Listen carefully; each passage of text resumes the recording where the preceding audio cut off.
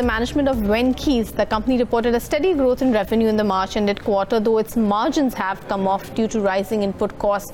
Now, joining us to discuss the quarter gone by is Venkatesh Rao, the Joint Managing Director at Venky's India. Good morning, sir, and thank you for joining us. We did see a strong growth for Venky's in FY18. Can we expect this kind of performance to continue? Are there any targets that you have in mind for FY19?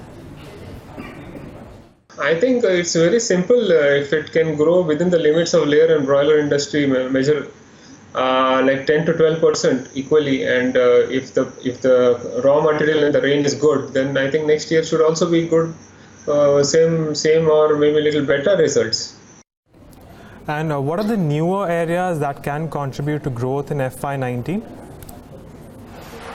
No, it would be a little bit of a combination, like even the soybean extraction plants which are coming into action in Nagar district, and it would be a contribution to Venky's India, of course, and you have some of AHP which don't do so good in this year. Next year I think we'll be ready to launch some new products, and of course the poultry as a sector, if the rains are good, again I repeat my words, and if the crops are well in position, particularly maize and soya, then I think it should be doing again the same fashion what we are doing. What are these product launches, and are they likely to aid margins? Like new products, particularly in the further processing line, if you say, even if you take a further processing chicken, some of the items like further processing, like few multinationals are coming, already taking from us, like KFC, Burger King, you can see Pizza Hut, whichever other multinationals are there. But I think Burger King as right now, I think is having about 140 restaurants in India. Is going to exceed to 200 restaurants, and some of the products we are supplying. So naturally there will be an increase in the sales indirectly or directly, and there are many more multinationals which are talking to us. And of course you have HP product, like you have other products also, like in the pet food did take off, and many other like in health products also, like we are trying to formulate some new products which are in the R&D procedure, which will come out, I think.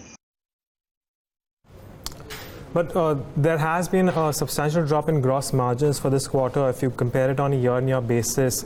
The question is, are we expecting to, for these margins to remain lumpy as we move into the next quarters, because we clearly have seen some pressure when it comes to input costs this time around?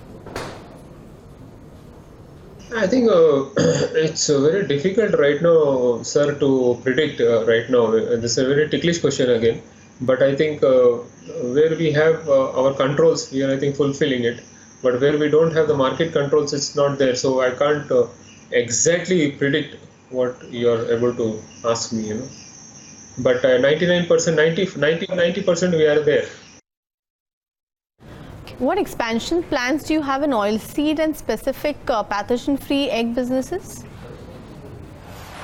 Specific pathogen-free eggs, our business is very simple. That we are, I think, the 5th producer in the world, and I think the operations what we are carrying on, we have, I think, recently acquired in Baur area new project which will launch, I think, in very soon, and the productions naturally are going to, I think, go by one I think at least 30% up.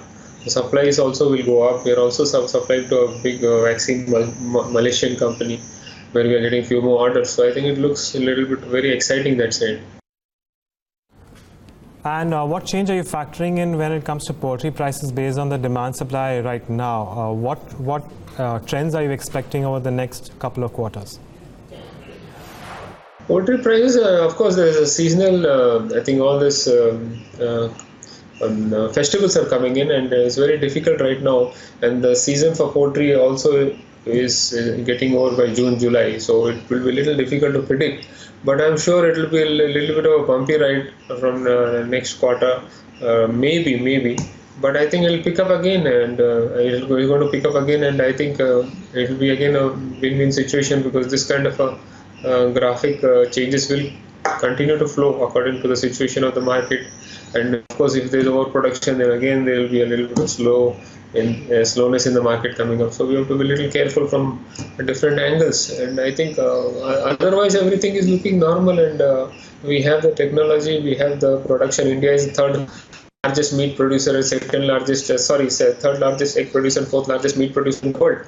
So all segments they accept it because of different purposes. So this is going to go per capita. Still, there is a lot of scope.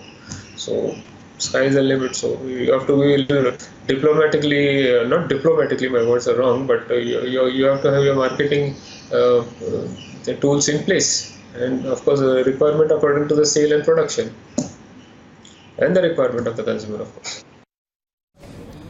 And so what would be your plans as far as whey protein is concerned?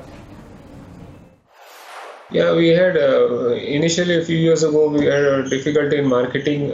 Right now I think it is getting set with the marketing team.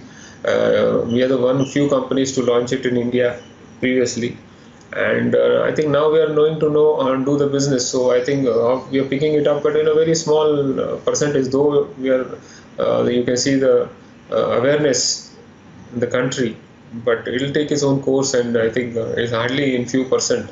So we want to pick up that business. It's a very nice and not only from revenue point of view lucrative, but for human consumption and things like that, it's something very exciting comparing with the international products. So we are somewhere there only. So it's very exciting.